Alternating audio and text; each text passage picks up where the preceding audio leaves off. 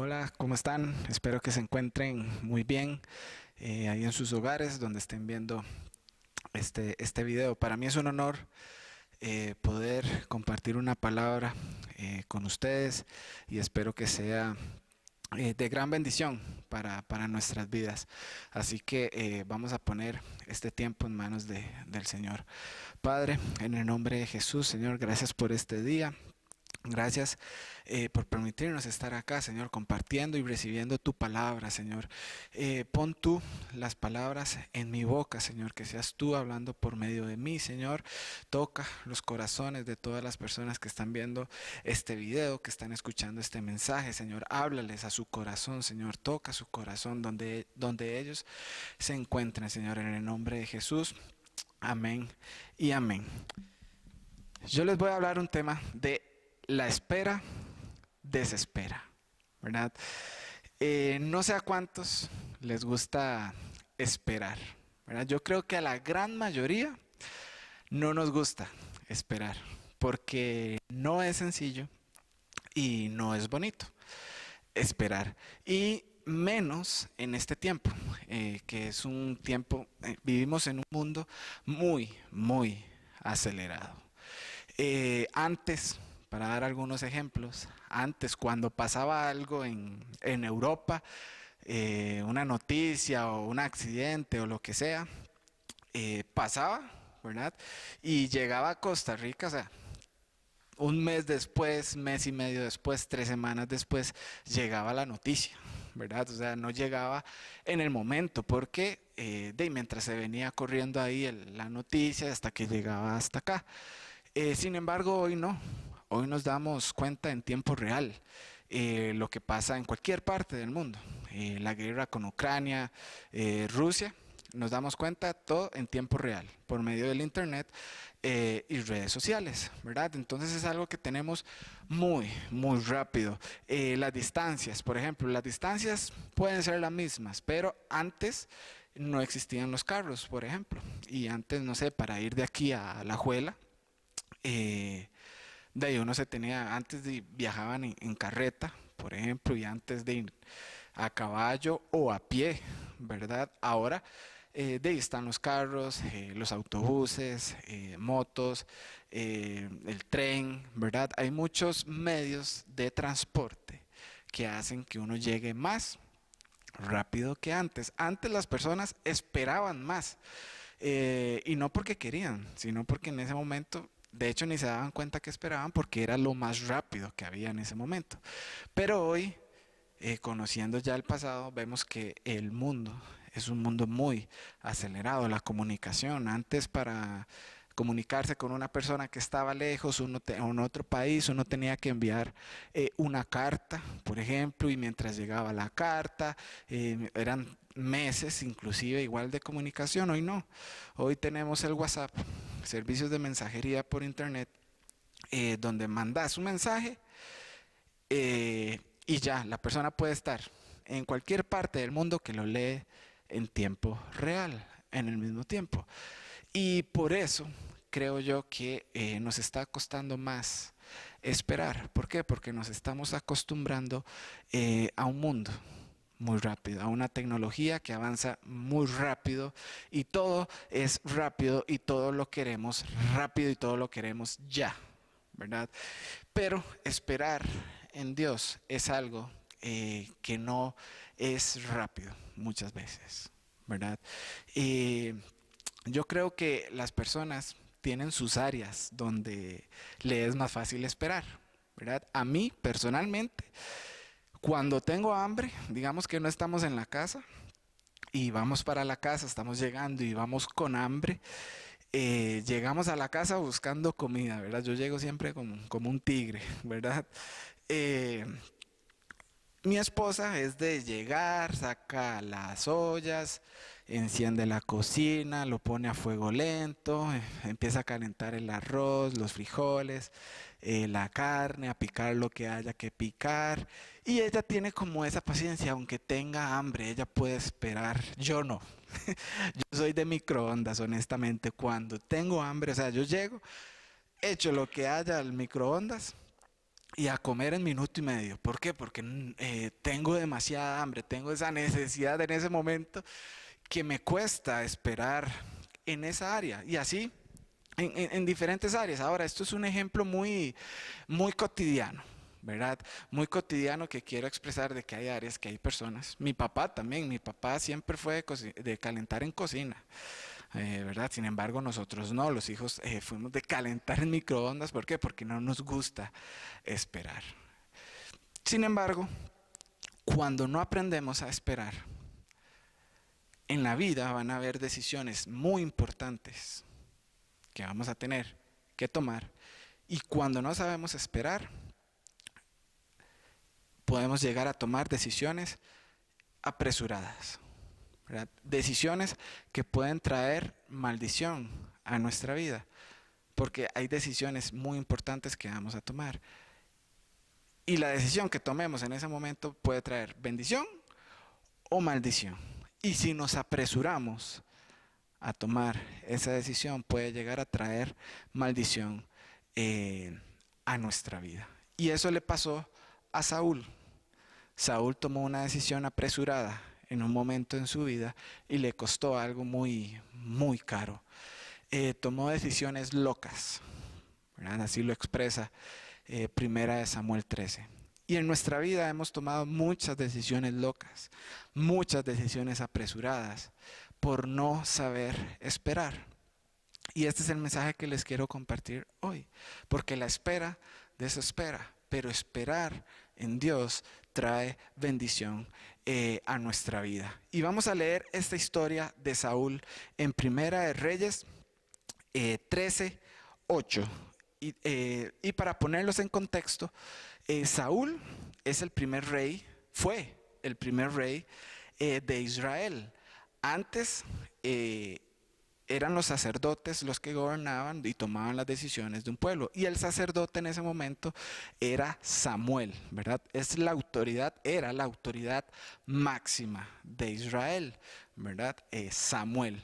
Samuel unge a Saúl como rey, ¿verdad? Porque el pueblo quería rey. Entonces Samuel unge a Saúl como rey y le da instrucciones claras, muy claras, ¿verdad? Y una de las instrucciones que le da Samuel a Saúl le dice: antes de ir a una batalla, ve a este lugar en específico que se llama Gilgal, ¿verdad? Ve ahí, espérame 7 días y yo llego, y cuando yo llego, yo ofreceré holocausto. Le está diciendo Samuel a Saúl. Son las instrucciones muy claras, ¿verdad? Le está diciendo eso.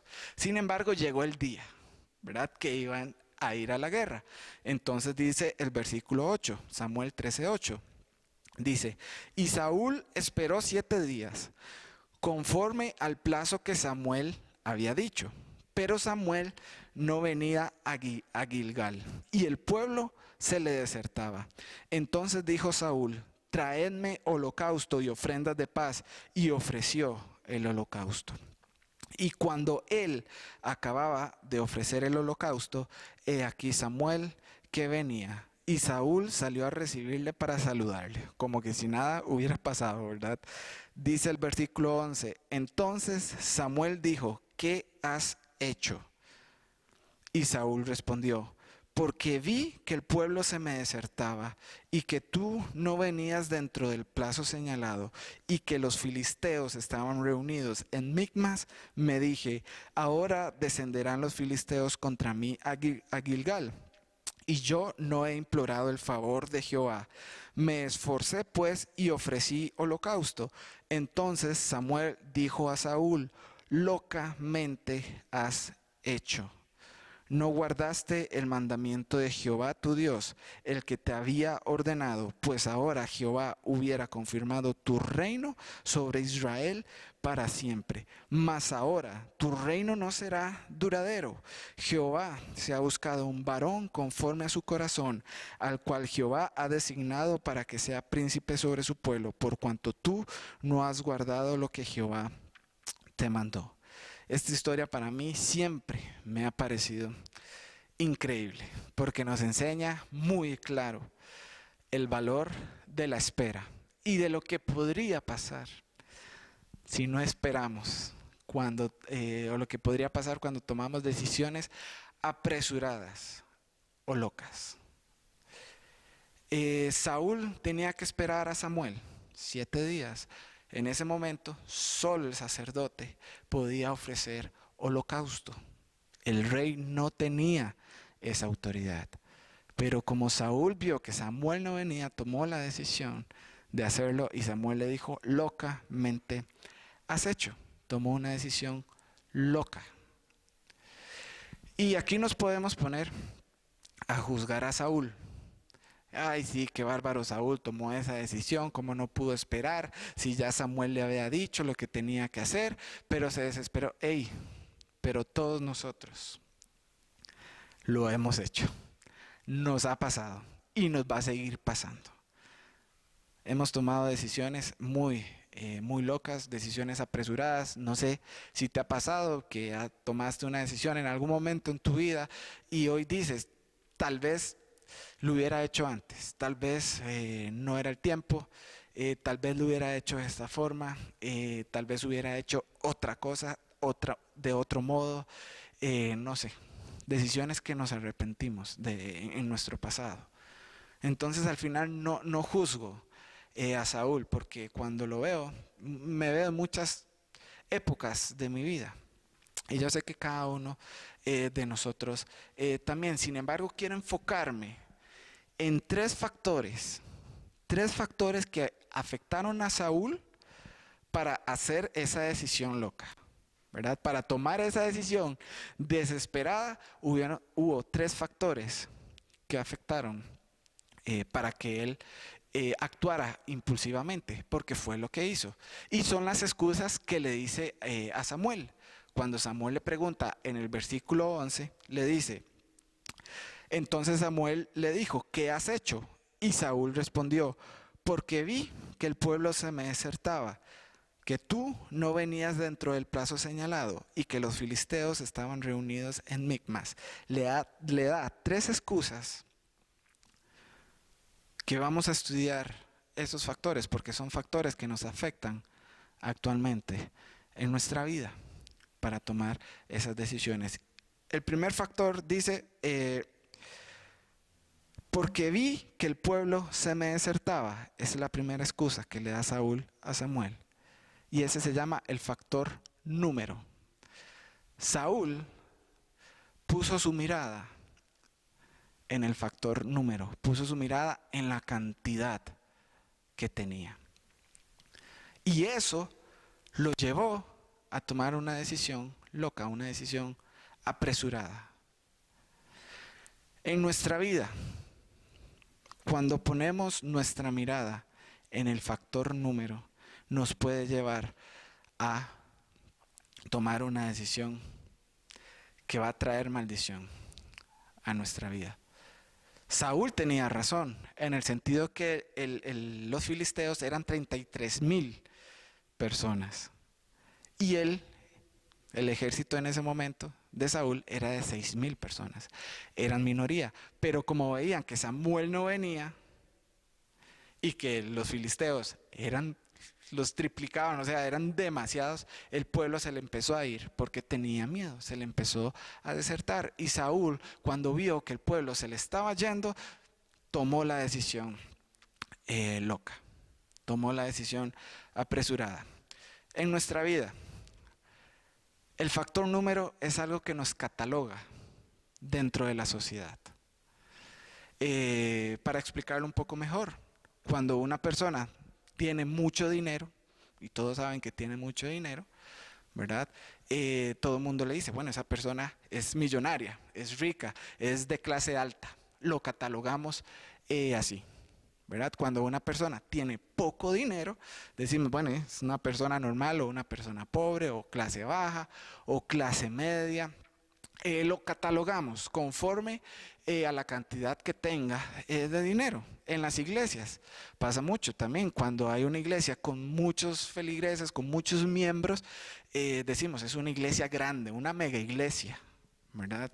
Y cuando es una iglesia con pocos miembros, decimos es una iglesia pequeña, ¿verdad? En las personas, cuando una persona tiene muchos proyectos o empresas o éxito, ¿verdad? Decimos, es una persona exitosa.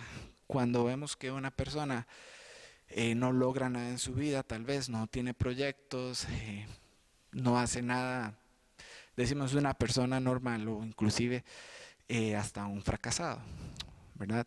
Nosotros como sociedad catalogamos conforme a la cantidad de las personas, de lo que tienen, de las iglesias, de las organizaciones, de las empresas, una empresa grande, una empresa pequeña, un país grande, un país pequeño, porque tenemos nuestra mirada en la cantidad.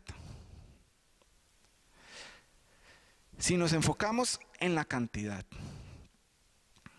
de lo que tenemos en nuestra vida, vamos a tomar decisiones malas. Y si todavía confiamos, no solo poner la mirada, sino que confiamos en la cantidad de lo que tenemos, vamos a tomar decisiones apresuradas en nuestra vida. Nuestra confianza tiene que estar en Dios. Cuando nuestra confianza está en la cantidad, las personas, ¿por qué roban? Los ladrones. Para tener dinero, ¿qué? Rápido, dinero fácil. Porque no van a estudiar o no estudiaron, no quieren buscar trabajo y buscan la forma rápida de tener dinero, de tener cantidad de algo. Las iglesias pasa mucho y hay que tener mucho cuidado, que hay iglesias que con tal de tener muchos miembros, muchos feligreses, muchas personas en la iglesia, rebajan principios bíblicos, rebajan principios cristianos con tal de que la iglesia se llene. Decisiones locas. Eso pasa en nuestra vida y nos afecta tanto el factor número que cuando tenemos la billetera llena o las cuentas llenas en los bancos, probablemente seamos felices en esos días. Pero cuando las cuentas están en cero o con números bajos, probablemente esos días estemos tristes. ¿Por qué? Porque el factor número nos afecta emocionalmente. No es algo que no es algo como pasajero sin importancia. No, es algo muy, muy presente y muy frecuente en nuestras vidas. Aunque vos digas que no, el factor número nos afecta emocionalmente, nos cataloga dentro de nuestra sociedad. Y a nadie le gusta ser catalogado como un fracasado. A nadie le gusta ser catalogado como un pobre, como una persona que no es exitosa, como tal vez una iglesia pequeña. Eso trae frustración a nuestra vida. Pero nuestra confianza y nuestra vista no está en el factor número. Como cristianos, nuestra confianza tiene que estar en Dios. Cuando tenemos nuestra mirada en el factor número, nuestra confianza en el factor número, vamos a depender siempre de eso. Si confiamos en nuestro salario, vamos a depender siempre del salario. Si confiamos en los números, en la cantidad de personas en la iglesia, vamos a depender de esa cantidad de personas en la iglesia. Pero cuando confiamos en Dios, no importa nada más. Si confiamos en nuestro salario, el día que no haya salario, ¿qué te queda? Cuando te despidan o cuando algo pase y no puedas trabajar y no vas a tener salario, te vas a deprimir porque tu confianza estaba en el salario, en la cantidad. Pero cuando nuestra confianza está en Dios, no importa que no haya salario, porque nosotros dependemos de Él. Haya salario o no haya salario, dependemos de Dios. Haya clientes o no haya clientes, dependemos de Dios. Hayan un montón de personas en la iglesia o hayan poquitas, dependemos de Dios siempre. Y ahí es donde el factor número no nos afecta y donde podemos empezar a aprender a esperar cuando nuestra confianza está en Dios. No persigas la cantidad, porque no sabes lo que estás persiguiendo, porque puede ser algo que va a traer maldición a tu vida. Recuerdo un reportaje, no sé si se acuerdan, probablemente sí, es un caso de aquí de Costa Rica, de una persona que se ganó la lotería en el 2010, si no me equivoco, un trabajador de la cervecería que se ganó el entero, ¿verdad?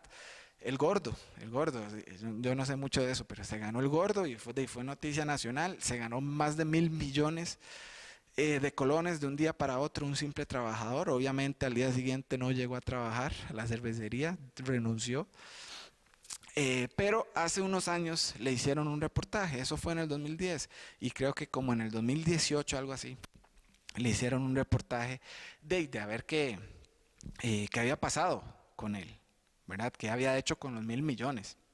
Obviamente la entrevista es anónima, tuve la oportunidad de leerla todo, salió en un periódico aquí nacional, eh, y uno creería que 1.000 millones a uno le van a traer felicidad, que es la solución de nuestra vida, ¿verdad? Porque cuando confiamos en la cantidad y tenemos nuestra mirada en el factor número, pensamos que esa es la solución. Sin embargo, empieza a hablar esta persona y dice, me trajo muchas cosas buenas, muchas, pero me trajo más cosas malas a mi vida. ¿Por qué? Porque no estaba listo para tener esa cantidad. Resulta que le empezaron a llegar amenazas, extorsiones. Él comenta que le mandaban fotos de la hija en el colegio y le dicen, yo sé, aquí estoy siguiendo a su hija, deme no sé cuánto dinero, si no le va a pasar algo, la secuestro, lo que sea. No tenía paz ya en su vida. También dice que se arrepiente de que a su hija en su momento le echó a perder la vida, porque le regaló la casa, le regaló el carro, le regaló todo a la hija, a tal punto que la hija se salió de estudiar porque ya no tenía propósito de vivir, si ya tenía todo. No sé si ya en el 2022 se habrá establecido un poco mejor, pero eso en la entrevista, él como papá lo decía. Unos abogados lo estafaron, le robaron más de 100 millones, ofreciéndole negocios, porque los abogados se dieron cuenta que tenían plata y al final lo estafaron. ¿Por qué? Porque no sabía administrarlo, porque él era un simple empleado que no podía manejar esa cantidad de dinero en ese momento. He conocido 23 países, dice, eso es muy bueno, pero las maldiciones que ha traído a mi vida no se las deseo a nadie y no quisiera vivirlas nunca más. No estudié, me arrepiento de eso, ya casi no me queda dinero y sigo siendo el mismo empleado de siempre. La cantidad no es la solución.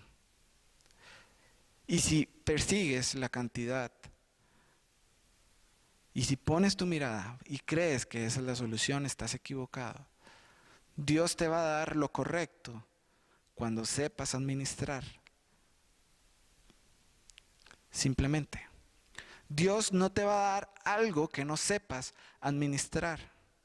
Y no te va a dar una cantidad. No estoy hablando solamente de dinero, sino de todo en la vida. Dios no te va a dar algo que no sepas, ni cantidad que no sepas administrar. Porque la bendición de Dios no añade tristeza y no mucho menos maldición a nuestra vida. Entonces no persigas la cantidad, sino nuestros ojos en Dios, nuestra mirada en Dios. El factor número afectó a Saúl a tomar esa decisión loca, porque puso su mirada en la cantidad de personas que le acompañaban. Segundo factor, y es la segunda excusa que le da Samuel.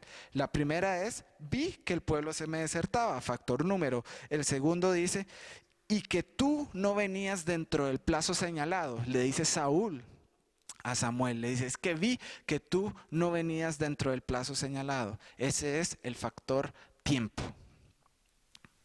Y el factor tiempo es efectivamente la espera. No sé si Dios te ha prometido algo en tu vida, no sé. lo que sea, cosas materiales, o sea, que un carro, que una casa, una familia, una empresa, una pareja, un negocio, un proyecto, un ministerio, no sé, ¿qué te ha prometido Dios en tu vida? ¿O estás esperando algo en tu vida? Y puede llegar a pasar días, eh, semanas, pasan meses, pasan años y no llega. Y no llega y no llega lo que estamos esperando.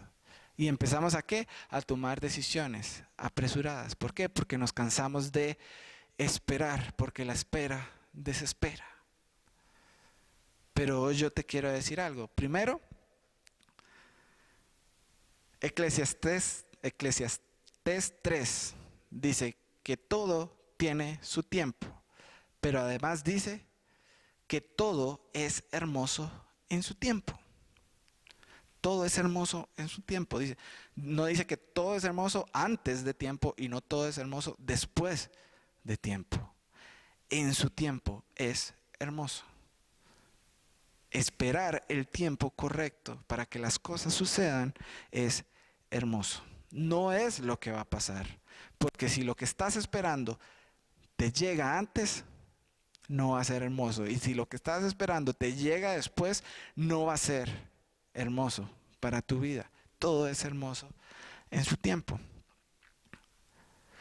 Nosotros no medimos el tiempo igual que Dios. Albert Einstein decía que el tiempo es relativo, ¿verdad? La famosa ecuación que se hizo famosa, viral, ¿verdad? Que es E igual a mc al cuadrado de Albert Einstein, que el tiempo es relativo. Una vez le preguntaron a Albert Einstein que si podía explicar en palabras sencillas por qué el tiempo es relativo. Y él dice, el tiempo es relativo porque usted puede pasar una hora con la persona que te gusta y te van a parecer segundos. Te va a hacer falta tiempo. Pero usted puede pasar un minuto con una persona que no te gusta, que te cae mal, por decirlo así, y te va a parecer una eternidad. Ese es el tiempo, cuando Albert Einstein dice que el tiempo es relativo, porque es cuestión de percepción.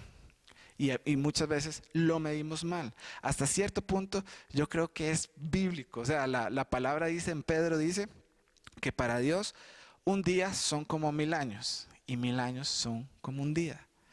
Definitivamente nosotros hacemos planes, este mes vamos a hacer esto, esta semana vamos a hacer esto, pero en nuestro tiempo.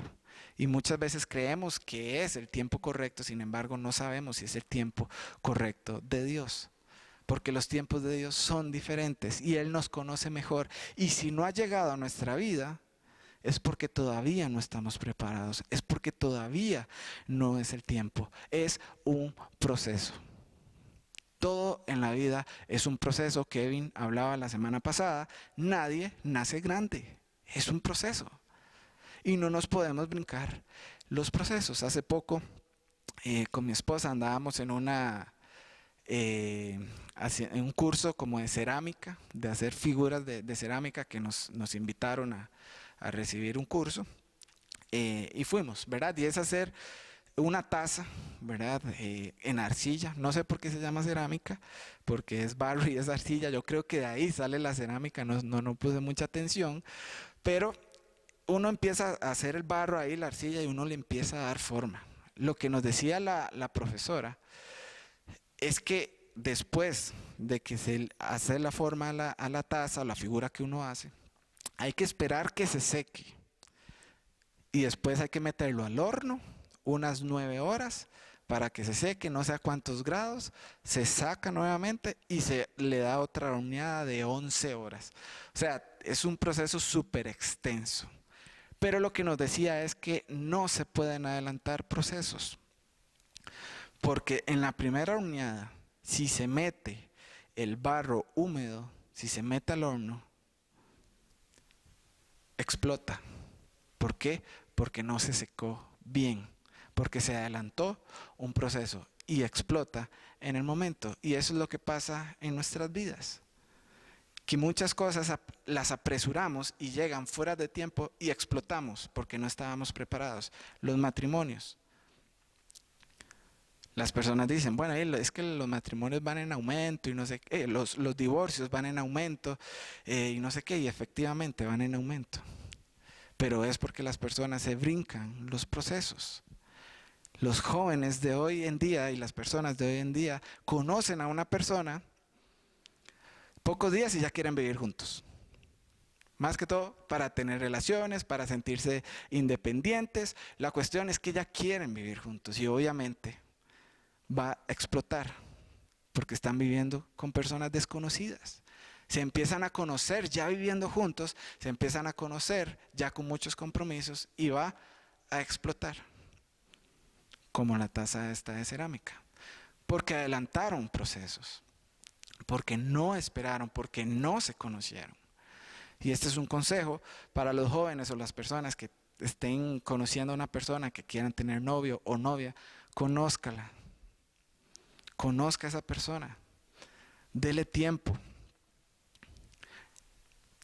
No precisa tomar la decisión de ir a vivir juntos de una vez, de casarse de una vez. No, conozca a la persona hasta que esté seguro y no se brinquen los procesos, porque los procesos, cuando los adelantamos, no los vamos a aguantar. Y todos estamos en un proceso en esta vida. Y tenemos que aprender a esperar en Dios. Ahora, esta espera no es una espera inactiva, no es una espera en que está acostado en la cama y ahí se queda esperando que todas las cosas sucedan. No, es una espera activa, una espera en oración. Si Dios le prometió una empresa, un trabajo, prepárese para administrar esa empresa, prepárese para entrar bien a ese trabajo. Si Dios te prometió un matrimonio, una pareja, prepare su corazón para compartir su corazón con otra persona. Es una espera activa. Factor tiempo. Primero, factor número, afectó a Saúl a tomar una decisión incorrecta, una decisión apresurada. Segundo, factor tiempo. Tercero, dice, versículo 11, y dice, y que los filisteos estaban reunidos en Micmas. Dice, vi que los filisteos estaban reunidos en Micmas. El tercer factor que afectó a Saúl es que se comparó. La comparación. Vio a los filisteos y vio que estaban reunidos. Vio a su pueblo y vio que estaban en desorden y con temor. Y cuando uno se compara, uno empieza a sufrir. Antes en tele, en la mañana, no sé si eran los domingos, pero había alguien de aquí, ¿no? Juan Pablo Vargas o no sé cómo se llamaba, que decía una frase que dice, no se complique, viva feliz, ¿verdad? Y yo le cambio la frase y se la digo a mi esposa muchas veces, le digo, no se compare, viva feliz, porque la comparación trae tristeza a la vida de uno. Efectivamente, hay una comparación que es sana. La Biblia dice, examínalo todo, lo bueno es retener. Uno puede ver muchas cosas. Mira, esta persona tiene esto, esta iglesia tiene esto, estas personas hacen esto, esto funciona, esto sí, esto no, pero hay una comparación tóxica. Es que esta persona tiene este carro, entonces ya voy, me endeudo con tal de tener ese carro o tener uno mejor. Es que esta persona sacó esta carrera, entonces voy a estudiar la misma carrera o lo mejor. ¿Por qué? Porque usted se está comparando y al final terminas viviendo la vida de los demás y no tu vida. No se compare, porque cuando usted se compara vas a empezar a tomar decisiones locas y apresuradas que no van a traer bendición para tu vida. Dios te dio algo especial y único a ti. Y con eso Dios puede hacer mucho. En Jueces vemos la historia de Gedeón, de cómo también iba a la batalla y Dios le empezó a quitar y a quitar y a quitar personas del ejército hasta que quedaron 300. Y al final ganan la batalla con pocos. En este caso Saúl no. Saúl tomó la decisión loca,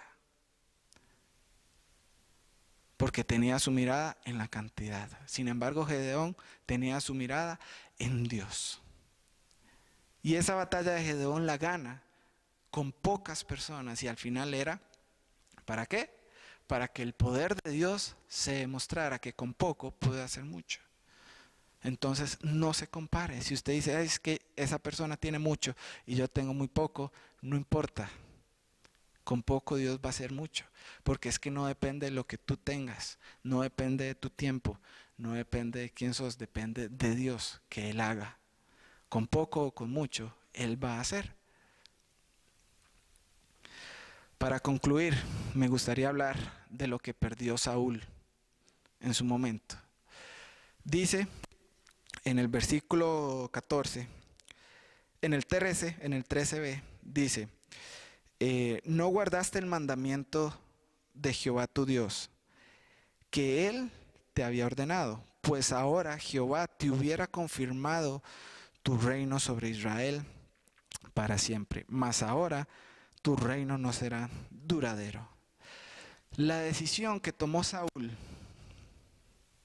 hizo que en ese momento, dice, hoy Jehová, si no hubieras tomado esa decisión, hoy Jehová hubiera establecido tu reino para siempre, algo eterno, y lo perdió por la mala decisión.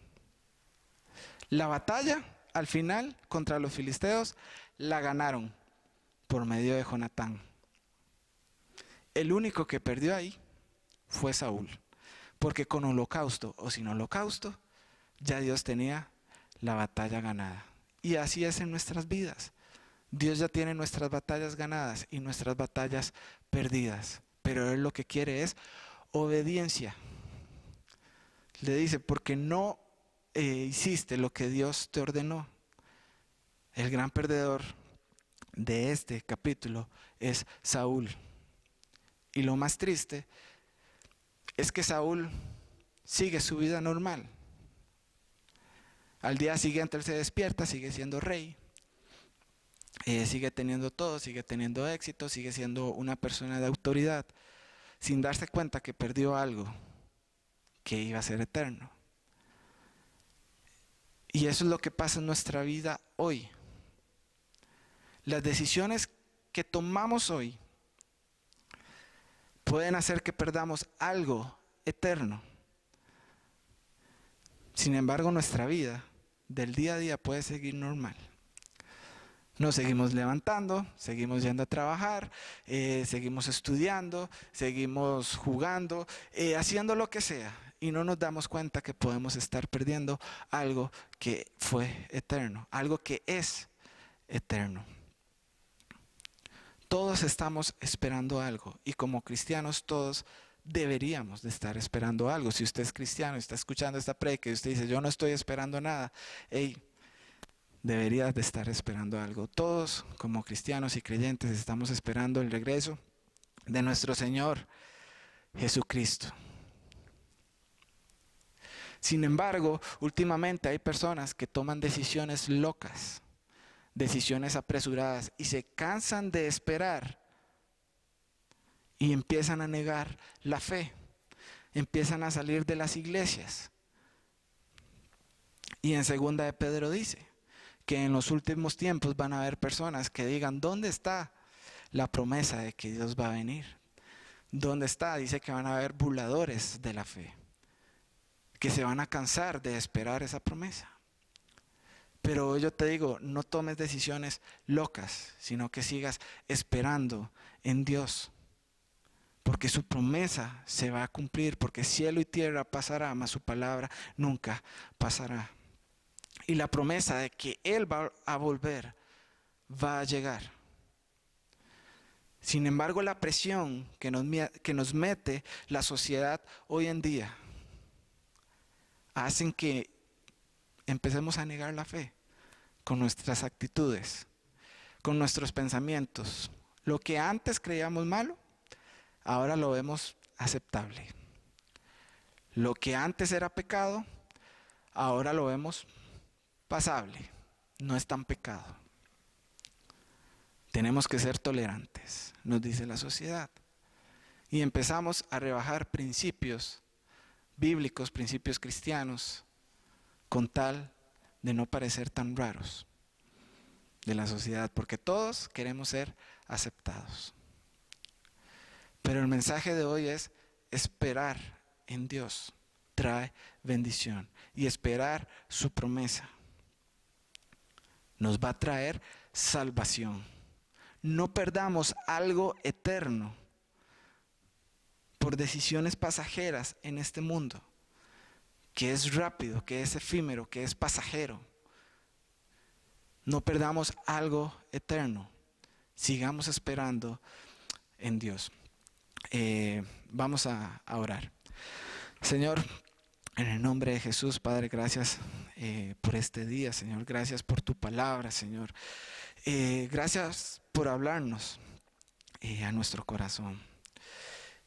Padre, yo te pido que tú nos des la fortaleza, Señor, y la firmeza, Señor, para esperar en tu palabra, Señor. Esas promesas, Señor, esos sueños, esos anhelos que tú me has prometido, Señor, para mi vida, Señor. Yo quiero esperar en ti, Señor. Yo sé que tú los tienes ahí en el tiempo correcto para mi vida, Señor. Yo hoy pongo mi mirada en ti, Señor. Yo espero en ti, Señor. No pongo mi mirada en la cantidad, no pongo mi mirada en el tiempo, Señor. No me comparo con nadie, Señor. Hoy yo pongo mi confianza en ti, porque yo dependo completamente de ti, Señor. Dame la fuerza, Señor, para mantenerme firme en esta sociedad, Señor, que cada vez piensa menos como yo, que cada vez ataca más mis principios, que cada vez me dice: es que usted tiene que pensar diferente, es que usted tiene que ser diferente, Señor, pero tu palabra permanece para siempre. Y así ha permanecido, Señor. Gracias, Señor, por lo que nos da, Señor, por todo lo que nos has dado en nuestra vida, Señor, porque todo lo has traído en tu tiempo, Señor, y todo es hermoso en tu tiempo, Señor. Gracias por este día, en el nombre de Jesús. Amén y amén.